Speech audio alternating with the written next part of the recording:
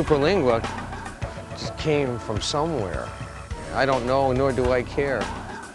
But it came from someplace, you know, and it wasn't a planned place, and it wasn't headed in any particular direction, because I left it just open enough for something new to happen, and it happened.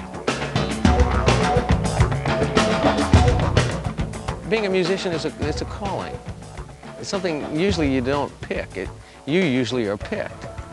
So I really don't have any choice in a way. I do, but I don't. I mean, I can hang it all up, or I could do what I'm supposed to do. And everybody in this group, I think, is in the same boat. You know, they were touched when they were younger. You know, something came on, the light went on, they were touched by the angel, and that was it. And so you just keep following the road. And then sooner or later you wind up together, and it all comes together for all of us in the same place, and the lights are on, and the tape is rolling, and boom, you get something like Superlingua.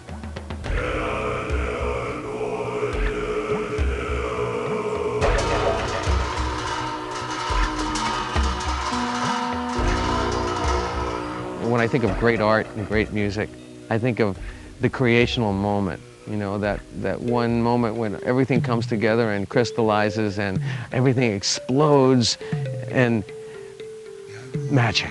And so magic is at the end of the rainbow.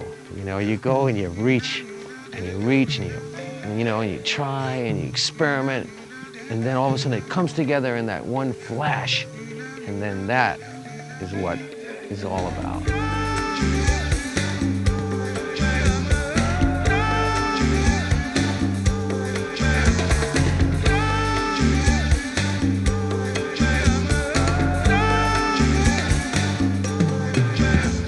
This record is a little different than just a good groove.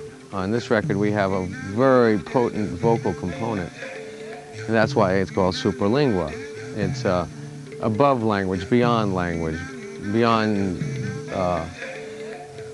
the spoken word in a specific language. What we have here are an emotion that's born from the subconscious, from deep down, that has no literal meaning necessarily. So it's like phonetic, and it comes from a different place, but it comes from, it is the voice, and of course the voice is the most precious gift you can give, because on the breath comes the voice, you know, and the breath is the life force. Besides the rhythm of things, it's the breath, and it manifests as the voice. And when you have voices singing over beautiful percussion inside of a deep fur-lined groove, to me, you know, that's home.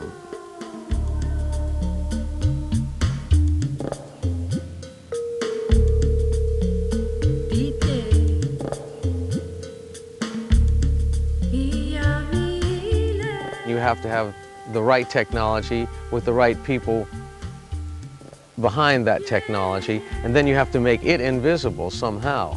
So that's a real magical little number there. You have to, that's a trick. You know, you can't have computers in your eyeballs all the time and still try to feel.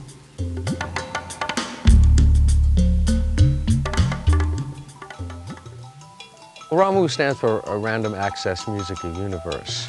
And RAMU is it's a memory, it's a computer, it's a sound droid, as it were. It's besides the vocal component, it is the lead of the orchestra. It can be whatever it wants to be. It just has to be programmed, you know, and then it has to be very flexible, because I could change at any moment during the performance. It's not a set kind of thing. I mean, there's many pads, many triggers. A lot of these, and we play at maybe 110, 120 dB. These instruments are very delicate instruments, so when you hear an oud drum at 120 decibels, that's a magnificent thing. Your imagination is, you know, rekindled, because this is a new instrument in the end of the century. You know, you're marching into a new century with a new instrument that's worthy of the digital domain.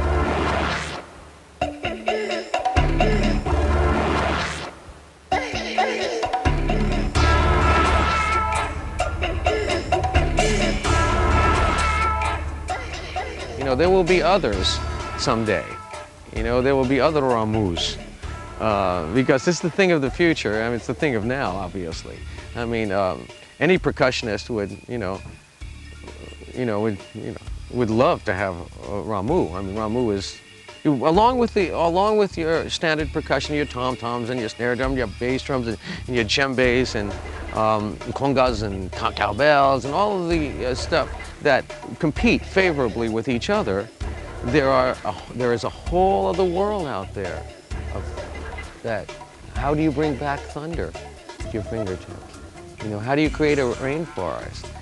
All of these colors are now available. What about glass harps, wine glasses? What about monks? What about this or that? Now, with Ramu, all is possible.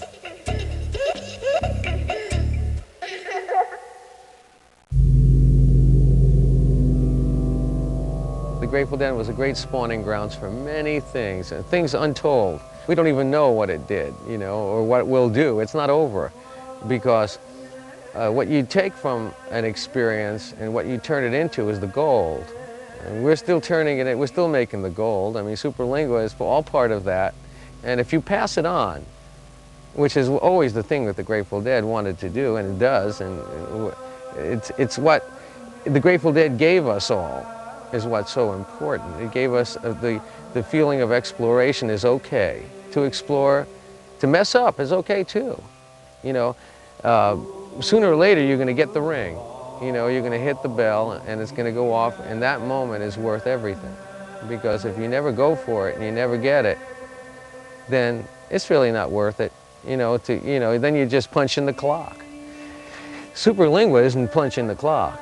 It's exploring, and it's a brave attempt in at a new genre, at a new language, beyond the language that we know, and that's where Superlingua comes in.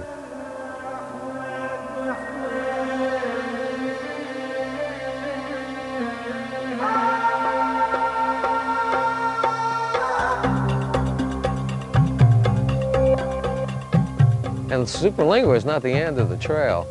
It's the beginning of a new route. We're hot on it now. I mean, now we've really hit the mother lode here, and this is just increases, just ups the ante, just makes us want it more.